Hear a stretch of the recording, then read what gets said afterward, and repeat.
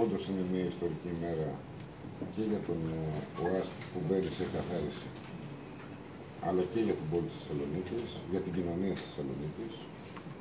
Ο ΟΑΣΤ είναι ένας οργανισμός που ιδρύθηκε με ειδικό νόμο το 1957, δόθηκε στους τότε λεωφορείους με αδιαφανή κριτήρια και μάλλον με τα κριτήρια και τις καταστάσεις που κρατούσαν εκείνη την εποχή.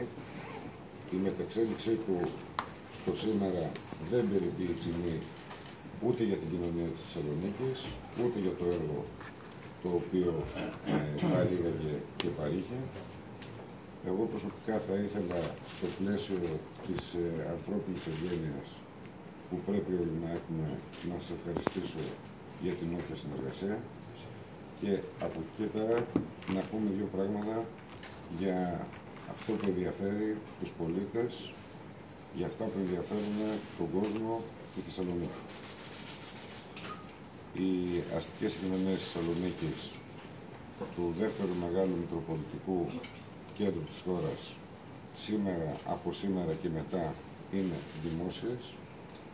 Αυτό που μας ενδιαφέρει είναι να δομήσουμε με τους φορείς της πόλης, με την κοινωνία, με τους Θεσσαλονικείς, αστικές συγκοινωνίες στην υπηρεσία του κάθε πολίτη, στην υπηρεσία των ανέργων, που δυσφημούσαν εμείς στον ΟΑΣΤ, γιατί ξέρουν καλύτερα οι Θεσσαλονικείς πώς να τα κινούντουσαν και με ποιους όρους, των ατόμων με ειδικά προβλήματα, του περιβάλλοντος.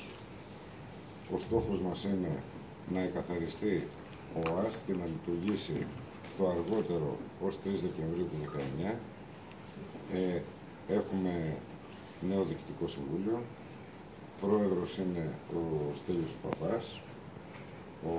Το γνωρίζετε όλοι.